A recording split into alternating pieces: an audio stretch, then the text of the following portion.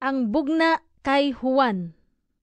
Bugna, Kapitulo 1. Ini nga libro, nahanungod sa mga butang, nga ginbugna ni Jesucristo, nga ginhatag sang Dios sa iya.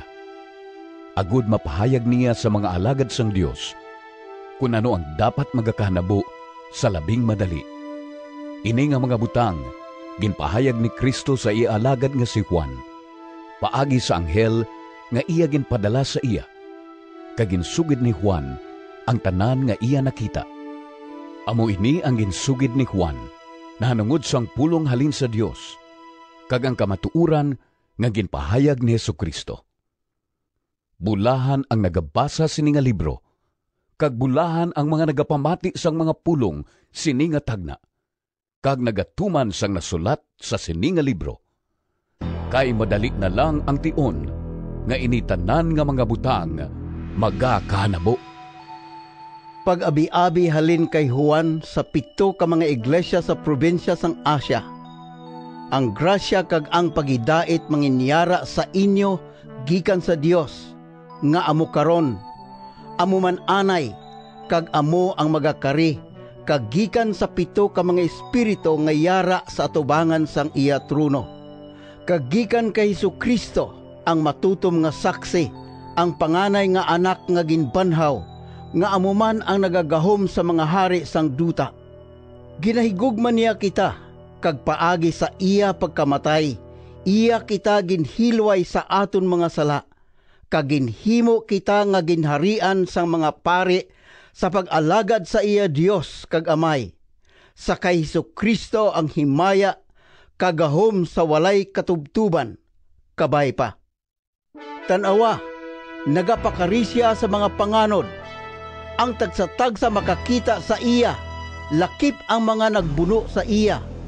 Ang tanan nga mga katawhan sang duta, magapanalabiton tungod sa iya.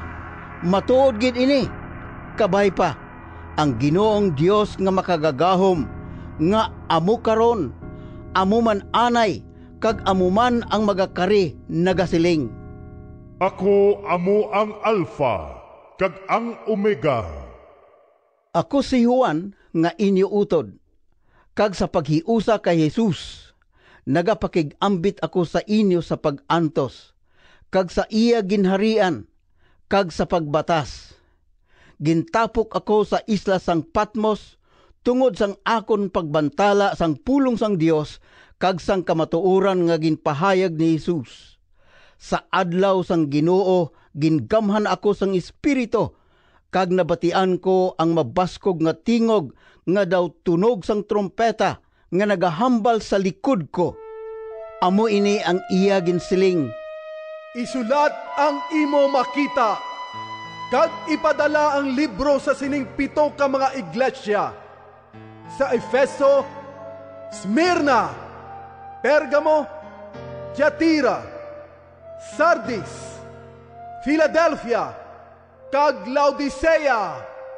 Nagliso ako sa pagtan-aw kung sino ang nagahambal sa akon. May nakita ako nga 7 ka mga kandiliruhan nga bulawan. Sa tunga sa mga kandiliruhan, may nagatindog nga daw isa ka tao, nga nagabayo sing malaba tubtub sa iya tiil, kag may wagkos nga bulawan sa iya dughan. Ang iya buhok subong kaputi sang bulbol sang karnero, ukon kinagod nga yelo, kag ang iya mga mata nagasiga pareho sang kalayo. Ang iya mga tiil nagaidlak subong sang saway nga natunaw sa ornuhan kag ginpahining, kag ang iya tingog subong sang daganas sang dako nga busay.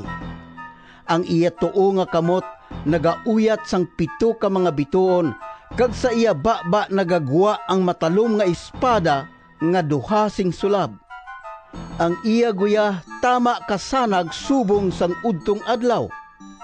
Sang pagkakita ko sa iya, natumba ako sa iya tiilan, subong sang patay nga tao. Gintandog niya ako sang iya tuo nga kamot, kag ginsingganan, hindi ka magkahadlok. Ako ang nahauna, kag ang katapusan. Ako ang nagakabuhi.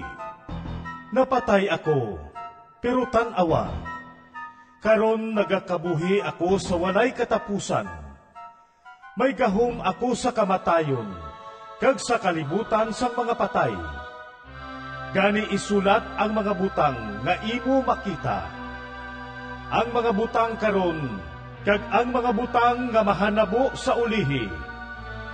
Amo ini ang sekreto nga kahulugan sang 7 ka mga bituon, nga makita mo sa akon tuo nga kamot, kag sang 7 ka mga kandiliruhan nga bulawan. Ang 7 ka mga bituon, amo ang mga anghel sang 7 ka mga iglesia, kag ang 7 ka mga kandiliruhan, amo ang 7 ka mga iglesia.